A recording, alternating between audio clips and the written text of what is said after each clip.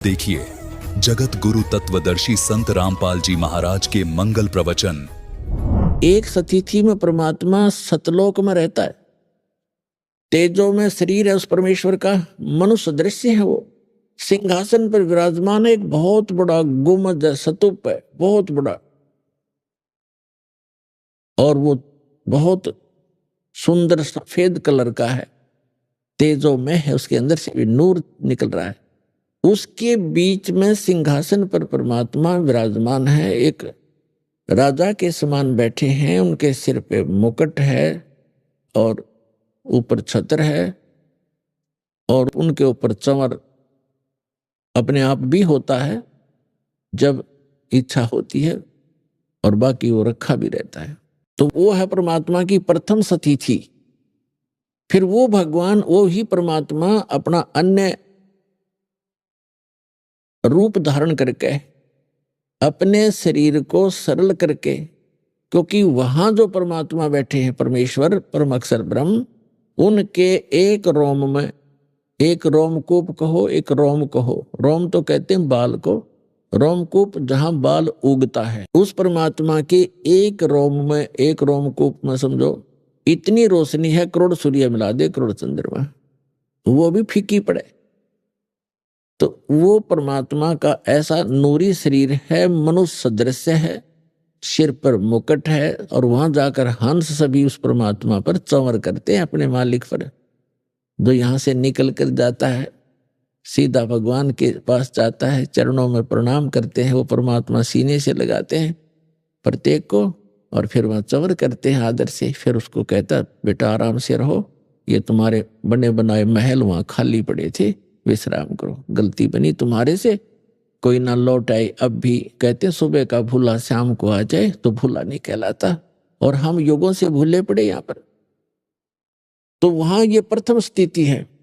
फिर परमात्मा अपने शरीर को हल्का रूप बना करके दूसरी सतिथि में, वो दूसरी सतिथि में क्या करते हैं, एक शिशु रूप धारण करते, और प्रत्येक युग के अंदर प्रारंभ में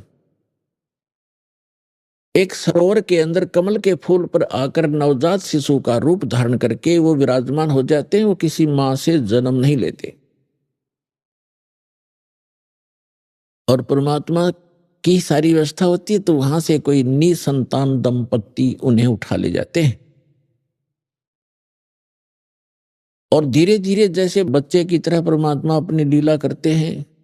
छोटी सी उम्र में ही 4-5 वर्ष की आयु में ही बड़े बड़े विद्वानों के छक्के छुड़ाने लग जाते हैं, और धीरे धीरे बड़े होते हैं और एक नेक नागरिक की भूमिका करते हैं। हाथ से काम करके कम से कम संग्रह करते हैं, झोपड़ी में रहते, जैसे पहले तो वैसे तकरीबन ये महल वगैरह बहुत कम थे, झोपड़ी ही डाला करते थे सभी। तो वो परमात्मा एक ऐसी लीला करते हैं कि भक्त को अधिक संग्रह करने की आवश्यकता नहीं है। भक्त वही होता है जो उस लोक की परंपराओं से हटकर आध्यात्मिक परंपराओं के आधार से अपना जीवन निर्वाह करे, उसके आधार से चले, वो भक्त कहलाता है। अन्यथा जैसे भक्ति मार्ग पर चलने वाले व्यक्ति, कोई मार्ग पर चल रहा है, सफर यात्रा कर रहा है, तो वो कम से कम ही भार लेकर चल सकता है। और ये आपको खूब मालूम है, जो पहले यात्रा करते थे, पैदल जाते थे, तो एक थैला डालते थे काख में, उसमें एक चद्दर और एक धोती कुर्ता, नथिंग एल्स। तो कहने का भाव ये है, हमने जाना सतलोक में, और हम यहां वजन रख लिया ज्यादा, या कोठी मेरी है, ये कार मेरी है, 5 प्लाट ले लिए हैं, और इतने एकड़ जमीन बना ली, राजा बन गया, ये राज मेरा है। इस सब को सिर पे रखे हुए एक कदम भी नहीं चल पा रहा, तो फिर हमें ज्ञान होगा कि हमने इतना वजन नहीं उठाना चाहिए जो हमारे सफर को बाधा करे। इसलिए कम से कम संग्रह करो, और ये परंपराएं जो हमने बना रखी हैं, ये ही हमारा दुख का मूल है, जड़ है ये दुख की। ब्याह शादी में लोग दिखावा ड्रामा करना, नाचना गाना डीजे बजाना, कोई बात है ये? हमने बहुत से देखा, पहले दिन डीजे बजा रहे हैं, लड़के का विवाह है, धरती तोल रखी, अगले दिन वो दूल्हा ही मर जाता है दुर्घटना के अंदर। अब टक्कर मार कर रो रहे हो, अब बजाओ डीजे। तो ऐसे गंदे लोक में, और हम ये ऐसी परंपरा बनाकर अपना जीवन नाश कर रहे हैं। दहेज लेते हैं, लोग दिखावा देते हैं, तो ये नहीं करना चाहिए हम, क्योंकि सारा जीवन कमाते रहते हैं, फिर उठाकर ब्याह और पोठी पर लगा देते। तो हमने सिंपल मकान जो भगवान अलाउड करे उतना ही बनाओ, चाहे छांड अपनी झोंपड़ी डाल लो, दया करता है भगवान तो मकान बना लो, आपकी व्यवस्था है तो। एक झोंपड़ी भी अच्छे ढंग की बनाई हुई उतना ही काम करेगी जो आपके महल करेंगे। और आजकल के पक्के मकानों से झोंपड़ी जो डाली जाती थी वो गर्मी सर्दी दोनों से प्रोटेक्ट करना करती थी। आज तो एसी भी ना काम करे तो वो करा करती थी। तो जैसा भी है, देश काल परिस्थिति जो बदल गई है, तो हम कैसे भी मकान बना कर रहे हैं, लेकिन भगवान की भूल ना पड़े और इन परंपराओं को कम करें, ताकि जैसे कि आज के हमारी रिवाज बन गई है, बेटी को हमने दुश्मन बना लिया गलत परंपराएं करके। क्योंकि लड़की जन्म होते ही हम ये मान लेते हैं ये भार बन गई, क्योंकि इसका विवाह करना 2-4 लाख रुपया लगाने पड़ेंगे तब कोई ग्रहण करेगा, फिर उसको बच्चा होगा, कदे पी लिया, कदे छूत छक, कदे फलाना, फिर भात हो गया। तो ये क्या आवश्यकता है इन चीजों की? ये मैन मेड है, गॉड मेड नहीं है। और हमने इनको खत्म करना पड़ेगा। तो बेटी देखना, सब चाह करेंगे बेटी हो, क्योंकि वजन ही नहीं रहेगा हमारे ऊपर।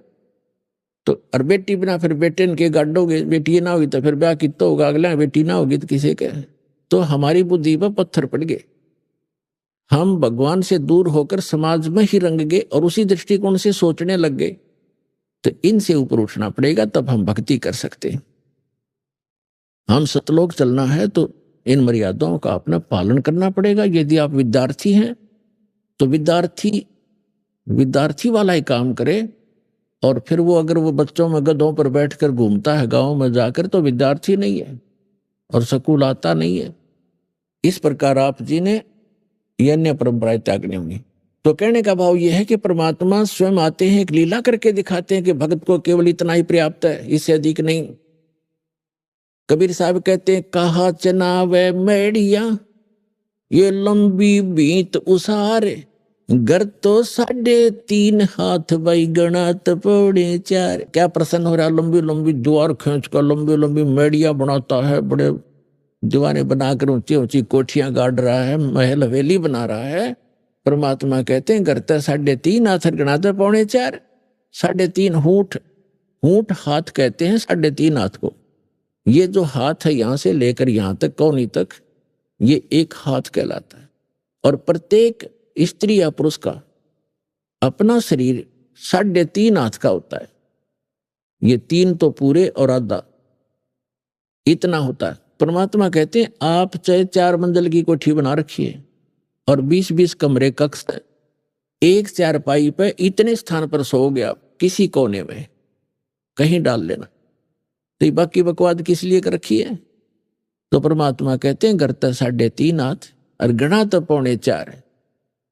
कहने का भाव ये नहीं है कति माप के 3.5 हाथ बना लो, यानी आवश्यकता से अधिक बनाने की कोई आवश्यकता नहीं, वो हमारी मूर्खता होगी। आवश्यकता अनुसार मकान बनाओ, 2 कमरे हैं, 3 चाहिए, 4 चाहिए, अपने परिवार अनुसार, या एक में ही काम चलता है तो क्यों डले डोए बेमतलब के। भक्ति उद्देश्य रखे और भक्ति में बाधा करे, उस वस्तु और उस रिवाज को तुरंत त्याग दे, परंपरा को। अब प्रसंग चल रहा है, हम उसी पर आते हैं। तो वो परमात्मा प्रत्येक युग में आते हैं और प्रत्येक युग में ऐसी लीला करते हैं, कमल के फूल पर आकर विराजमान होते हैं। और कमल का फूल जल में होता है, जिस कारण से हमारे सदग्रंथों में उस परमात्मा को नारायण कहते हैं। नारायण का अर्थ है, नार माने जल, आयन माने उस पर आकर विराजमान होने वाला। नारायण, हम श्री विष्णु जी को नारायण मानते हैं, ये भी नारायण हैं, जितने सतर के ये नारायण हैं। ये भी शेष नाग पर लेट के तो नारायण हो गए। हम शंकर भगवान को भी नारायण मानते हैं, वो भी भगवान है, लेकिन वास्तव में नारायण जो है ये परमात्मा है जिसके लिए वेद और ग्रंथ हमारे नारायण बोलते हैं। तो वहां से ये निसंतान दंपति उठा ले जाते हैं। तो सतयुग में परमात्मा जब आए, एक विद्याधर नाम के ब्राह्मण थे और दीपिका नाम की उनकी पत्नी धर्मपत्नी थी। वो ससुराल से आ रहा था अपनी पत्नी को लेकर के, तो परमात्मा तालाब के ऊपर विराजमान थे। तो तालाब के अंदर कमल के फूल पर शिशु रूप धारण किए लेटे हुए थे। उनकी दृष्टि पड़ गई, उस बच्चे को उठा करके अपने घर ले आए। तो वहां उनकी परवरिश की लीला हुई, धीरे धीरे बड़े हुए। बहुत सा मनु जैसे विद्वान जो पाक रहे थे वेदों के, उनके छक्के छुड़ा दिए दाता ने, लेकिन उसको वामदेव कहने लगे। वामदेव, वामदेव माने उल्टा ज्ञान देने वाला। उल्टा, वाम माने उल्टा, जैसे दाना हाथी बामा हाथ, बामा वाम। इस तरह उनको ना सुन करके अपनी प्रभुता छुट्टी नहीं, ज्ञान भगवान का ग्रहण ना स्वयं किया उन ऋषियों ने, ना हमें करने दिया।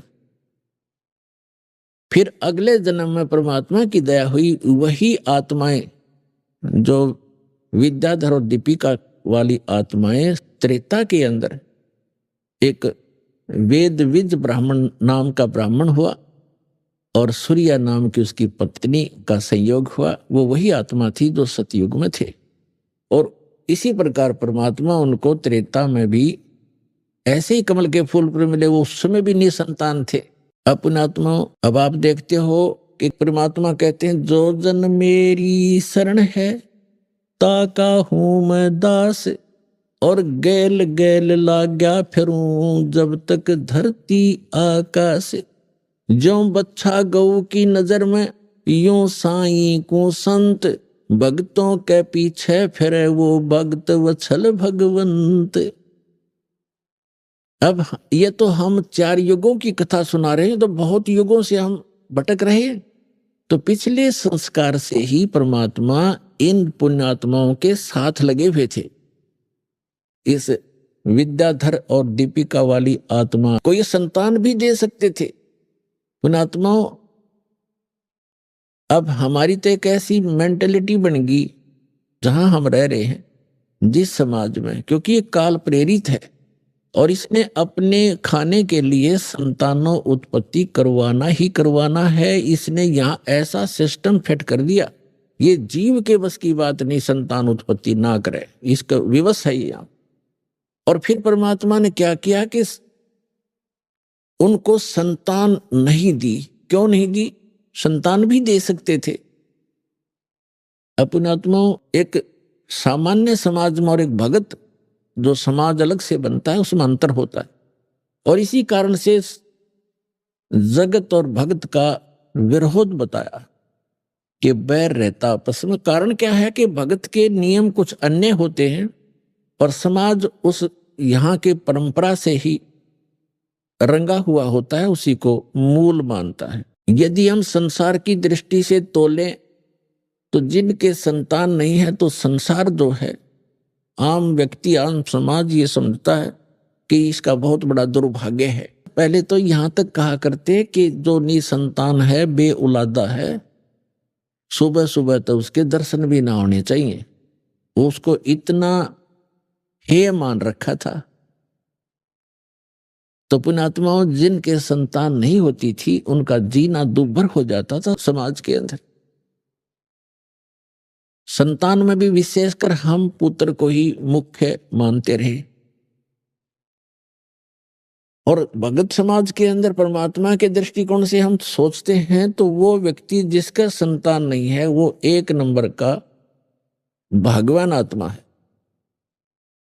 अब यहां समस्या है कि संसार किस दृष्टिकोण से सोचता है और भगवान का विधान क्या कहता है। अब वो पुण्यात्मा क्यों है? क्योंकि इस मनुष्य जीवन का मूल उद्देश्य हमारा मोक्ष कराना है। और यदि उस निसंतान दंपति को ये ज्ञान समझ में आ जाए, वो समाज की तरफ ना देखकर बहुत आसानी से भक्ति करके पीछा छुड़ा सकता है। अब ठीक है, संतान होना बुरा नहीं बताया भगवान ने, लेकिन जो संतान भगवान से नहीं जुड़ेंगी वो आपको सदा दुखी ही करेंगी, क्योंकि उनके जो बुरे बुरे संस्कार साथ होंगे। आगे उनके संस्कारों में परिवर्तन भगवान करेगा नहीं, क्योंकि वो जुड़े नहीं।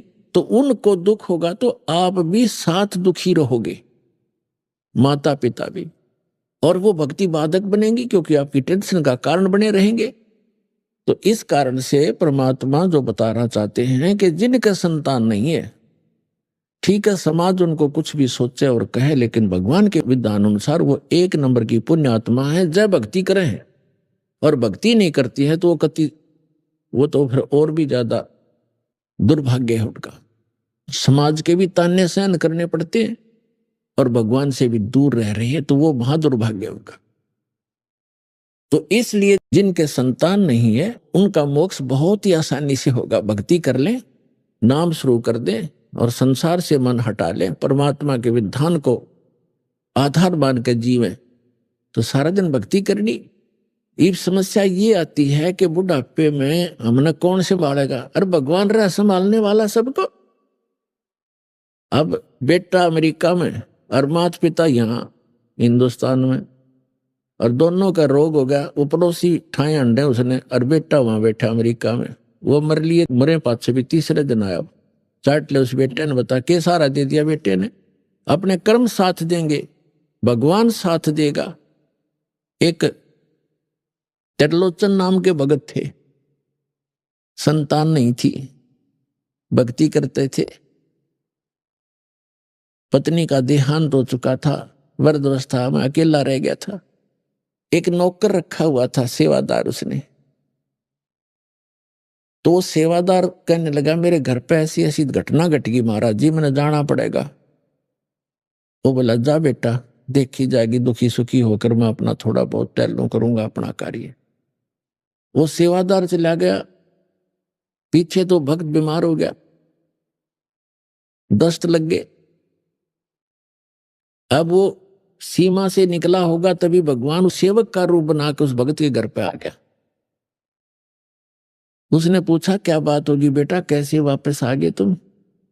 कि महाराज जी मेरा मन नहीं माना, आप न छोड़ के जाऊं, आप तो वृद्ध हो, बीमार से हो, कुछ अस्वस्थ भी चल रहे हो, कुछ दिन के बाद चला जाऊंगा जब आप स्वस्थ हो जाओगे।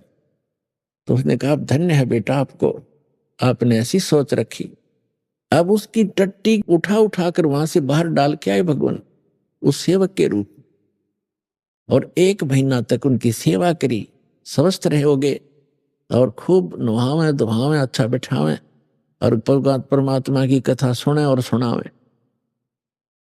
अब फिर क्या हुआ, 1 महीने के बाद वो सेवक वापस आया और आके उसने पोटली रखी, जो भी लाया था रास्ते में, वहां से आया था। उसी समय भगवान वहां से निकल गए। तब उसने आकर कहा कि महाराज जी ऐसे ऐसे मेरी माँ ने ये दिया है, मेरी माँ ने ये कहा है, आपको ऐसे ऐसे कहा है, और महाराज जी मैं थोड़ा सा समय ज्यादा लग गया, मुझे क्षमा कीजिए, मैं 15-20 दिन की कह के गया था, महीना लग गया महाराज, मुझे माफ करना। अब वो महात्मा उसके मुख की तरफ देख रहा है, बात क्या बोल रहे हो आप क्या कह रहे हो? ये पोटली कहाँ से ले आए, ये सामान कहाँ से लाए हो, ये क्या? उसने बताया जी मैं घर से आया हूं अपने वहां से। काफी देर में समझ में आई वृद्ध का, अरे तू अपने घर से आया है? कि हाँ जी मैं तो आज आया हूं, उस दिन का गया हुआ। उसका तो रोम रोम खड़ा हो गया, रोआ बुरी तरह। ए भगवान, इस पापी ने आपसे मैं टट्टी तक उठवाई, उस नीच का कहाँ उद्धार होगा? तो पुण्यात्माओं परमात्मा कहते हैं तुम अब जो तुम्हारा सच्चा साथी है, तुमेव माता च पिता, तुमेव बंधु च सखा, तुमेव विद्या च द्रविण, तुमेव सर्व मम देव देव, उसको भूल के हम इन अन्य पर आसरा रख लेते, इसलिए हम भगवान से दूर होते चले जाते हैं। तो यहाँ गरीबदास साहिब जी ने कहा है कि त्रिलोचन के भय भरतिया माने नौकरे, ऐसी भक्ति कमावे, ऐसी भक्ति करे, भगवान साथ रहेगा आपके।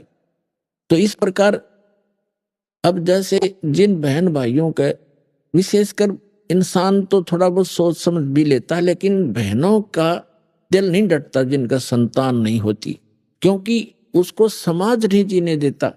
घर जाते हैं, घर वाले कुछ दिन चुप रहते हैं तो कोई पड़ोसी आ जाएगा, आओगा कोई काम और पूछेगा नो बहू का कि मैं होया नहीं बालक बोलक।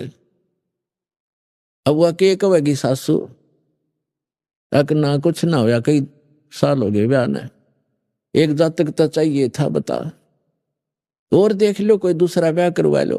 अब उस बेटी के और समस्या पैदा कर दी कि एक और ये भी ब्याह करवाएंगे, यानी उसके भूल पड़े तो कोई और आकर के रिश्तेदार आकर कहेगा। कहने का भाव ये है कि जब तक ज्ञान नहीं प्राणी को तो जीना हराम कर देते।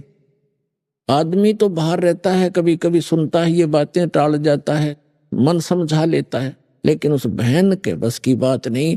अंत में वह इतनी दुखी हो जाती है। और यदि संतान तो भगवान ने देनी है, रो ले चाहे पीट ले, और नहीं भाग में है तो कति नहीं मिला चाहे 6 ब्याह करवा ले। एक संतान की भी देखे हमारे, हम लड़के को मैं तो ज्यादा देते।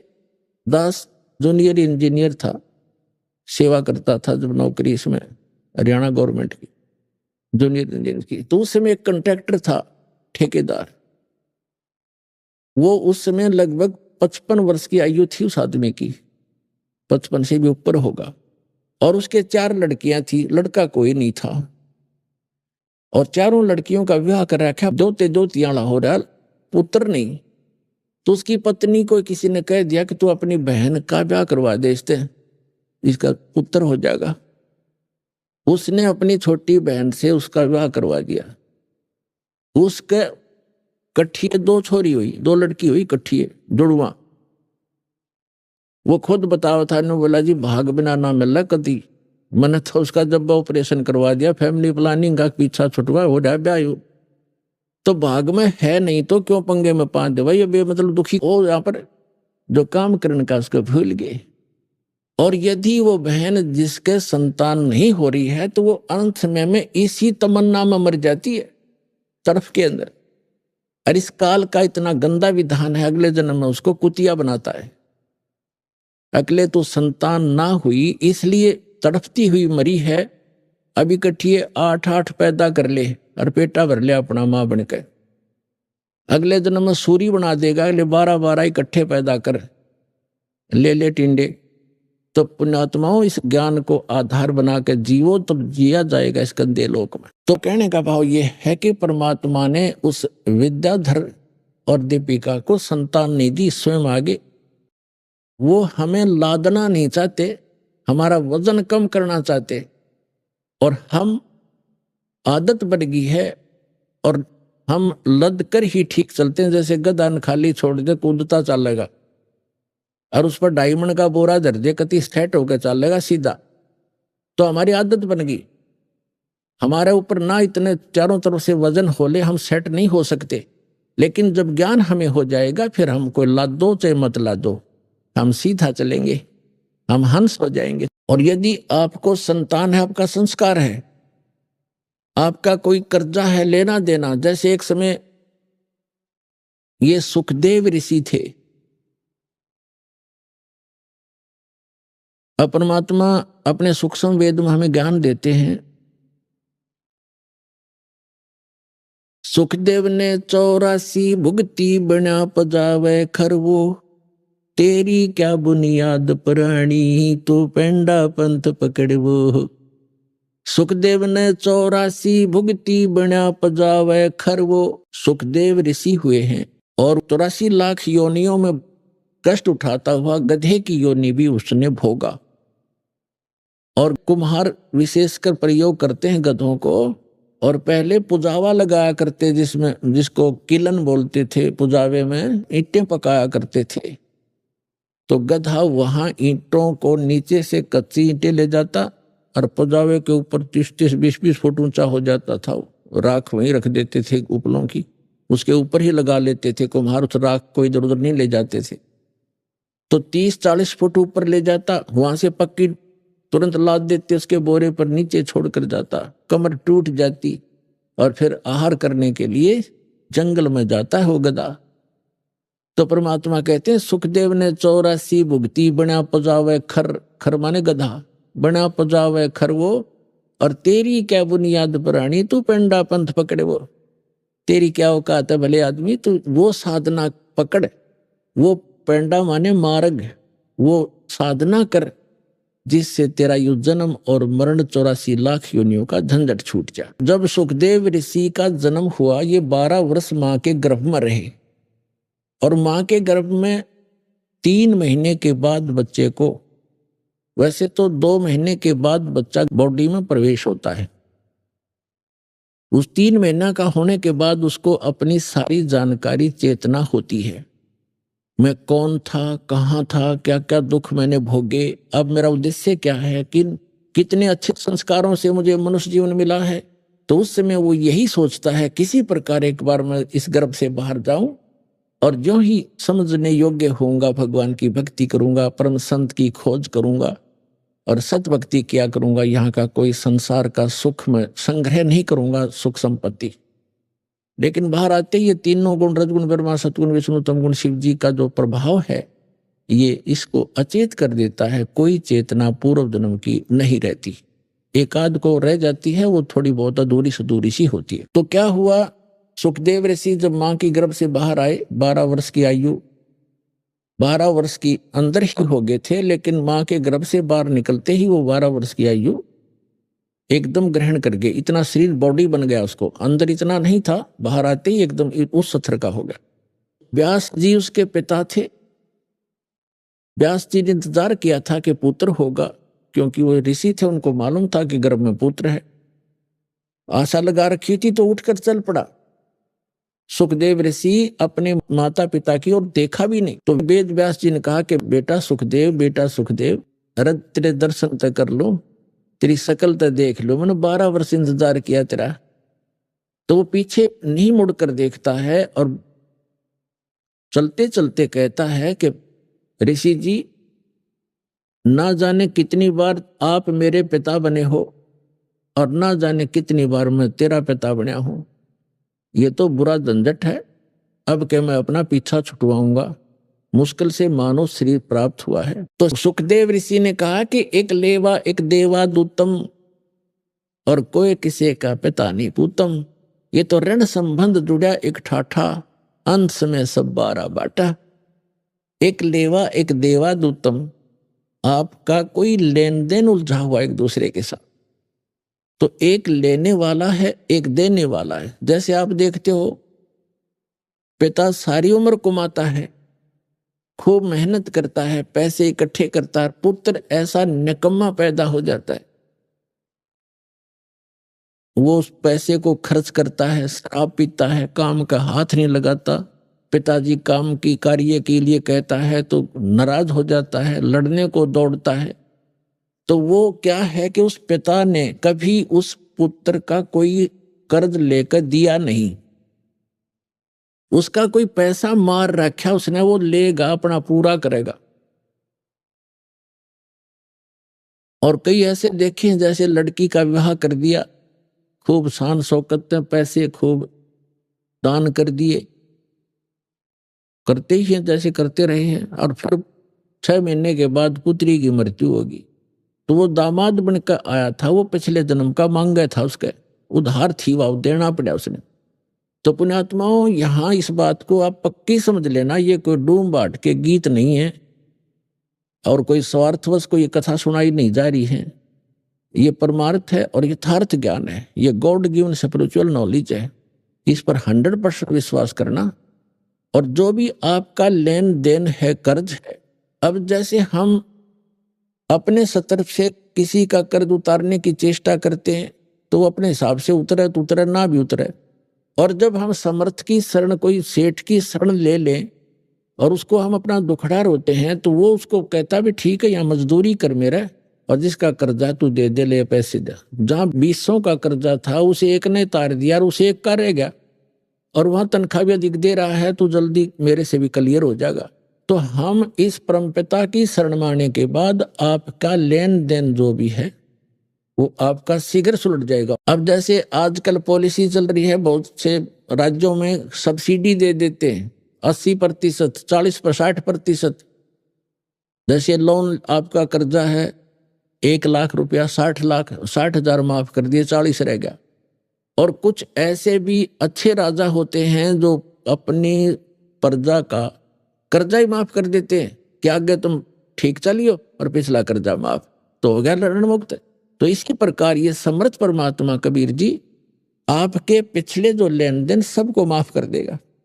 और आपके जो पुत्र पुत्री आए हैं, पिता बनकर आए हैं, पत्नी बनकर आए हैं, बेटा बेटी बनकर आए हैं, उनके संस्कारों के जो कर्जे हैं वो मालिक माफ करके कैंसिल कर देगा और उनको भी धनी करेगा भक्ति का, उनका भी पूरा अकाउंट कर देगा और आपको बहुत आसानी से सुलझा देगा। तो यहां परमात्मा कहते हैं एक लेवा एक देवा दूतम और कोई किसी का पिता नहीं पूतम, ये ऋण संबंध जुड़ा एक ठाठा, अंत में सब 12 बाटा। तो कहने का भाव ये है कि जो प्रसंग चल रहा था उसको क्लियर करने के लिए आगे तभी हम चल सकेंगे और आपको इस मार्ग पर तभी रोक सकेंगे जब आपके सारे संशय दूर होंगे। तो इससे लगभग आपका सारा कंसेप्ट क्लियर हो गया होगा कि संतान है कोई बुरा नहीं, वो तो आपका संस्कार उलझा हुआ है, आप ना चाहोगे तो भी होगी होता है, और जिनका संस्कार नहीं है वो चाहेंगे तो भी नहीं होगी। तो हमारा चाहा ना तो होता है और ना ही हमारा किया होता है। यह भी भूल हमारे अभी तक लगी हुई थी कि मैंने मेहनत की तो कोठी बना दी। मेहनत तो मजदूर आपसे घनी करता है। जो एक सेठ है वो तो सारा दिन एक बैठा रहे दुकान पर, मजदूर सारा दिन मेहनत करता है और उसको 100 रुपये मुश्किल से मिलते हैं, 200 रुपये, और वो मनमाना 5,000 का 10,000 का रोजाना अकाउंट करता है। तो मेहनत भी चाहिए, लेकिन केवल मेहनत से बात नहीं बनेगी। परमात्मा साथ होगा तो मेहनत सफल होगी, थोड़े में घना लाभ होगा। जैसे आपको बताया है कि जैसे एक तो हाथ से आटा पीसते हैं चक्की से, और फिर पावर का कनेक्शन हो जा, वह चक्की लगा ली पावर वाली, ना तो हाथ लाना, एक बार बटन दबाना, कट्टा कट मिनटा पीस करे। तो वो पावर से जो काम होगा वो हाथ से मैनुअली थोड़ा होगा। इसलिए जब परमात्मा की पावर का कनेक्शन आपको मिल जाएगा तो आपके जो आम संस्कार हैं वो भी बहुत अच्छी तरह परमात्मा हल्के करके उनको आप ही वहन करेगा। परमात्मा की पावर से सब ठीक हो जाएंगे। तो इसलिए हमने वो पावर मिली नहीं थी। हम इन नकली जितने भी डुप्लीकेट पावर हाउस थे वो ऊपर से तक खूबसूरत ऐसा ही पूरा सारा कुछ सिस्टम दिखा था, लेकिन पीछे उनका कनेक्शन था नहीं। इसलिए जो उनसे पावर, उन नकली डुप्लीकेट पावर हाउसों से जिन्होंने लाइट ले रखी थी, कनेक्शन ले रखे थे, उनके घर पर पावर काम करे नहीं थी। तो ये जितने भी नकली पंथ हैं, संत हैं, ये सभी डुप्लीकेट हैं, इनके पास पीछे कनेक्शन नहीं है। उदाहरण के तौर पर जैसे ये राधा स्वामी पंथ आगरा से चला है, उसी से ब्यास में, उसी से धन धन सतगुरु सच्चा सौदा सिरसा में, उसी से जय गुरुदेव पंथ, उसी से जनोद के अंदर एक भिवानी वाला ताराचंद पंथ, उसी से ये ठाकुर जी महाराज, ये सारे उसी से चले हैं। और शिवदयाल जी का कोई गुरु नहीं था, यानी शिवदयाल जी को ये मान रहे थे पावर हाउस, और उस पावर हाउस का आगे कनेक्शन चाहिए थर्मल प्लांट तक। तो थर्मल प्लांट से कनेक्शन नहीं है तो पावर हाउस सजावट से बना रखे और कितने बढ़िया इंस्ट्रूमेंट रखे हो वो यूजलेस है। तो उसका थर्मल प्लांट से कनेक्शन नहीं था, यानी आगे उसका कोई गुरु नहीं था। जिस कारण से जितने भी वो अनुयायी हैं उस राधा स्वामी पंथ, धन धन सतगुरु पंथ, सच्चा सौदा सिरसा और जगमाल वाली, और जहां पर भी छोटे मोटे इनके बहुत सी ब्रांचें बनी हुई हैं, उन सभी को समझ लेना चाहिए कि जब पीछे से पावर हाउस का ही कनेक्शन नहीं है थर्मल प्लांट से, तो आगे लाइट आ नहीं सकती, सपना भी मत लेना। और परमात्मा स्वयं आए कबीर साहब, ये स्वयं थर्मल प्लांट होते हुए भी पावर हाउस का रोल किया और एक गुरु परंपरा बना के उन्होंने आगे चले, ताकि आने वाले समय में ये काल के दूत ये भ्रमित ना कर दें कि कबीर साहब ने कौन सा गुरु बनाया था, क्योंकि कबीर साहब को हम भगवान नहीं मान पाए थे। अब भगवान तो है ही हैं, लेकिन मर्यादा पुरुषोत्तम है, ये सबसे श्रेष्ठ भगवान है जो सबसे ज्यादा मर्यादा रखने वाले हैं, और मर्यादा से सब काम हो यहाँ पर होते हैं, कार्य होते हैं।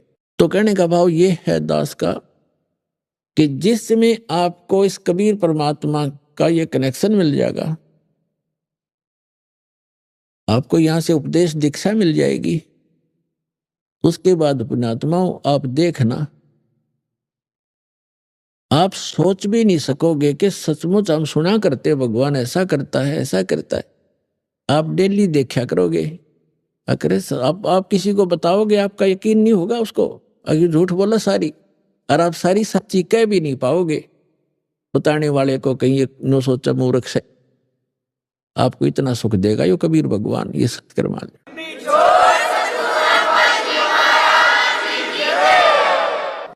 अब आपको इस परमात्मा का लाभ शीघ्र से नहीं मिल पा रहा। कुछ एक तो ऐसे होते हैं, नाम लेकर जाते हैं, दूसरे या तीसरी बार आकर बताते हैं जी मुझे ऐसा लाभ हो गया, ऐसा सुख हो गया।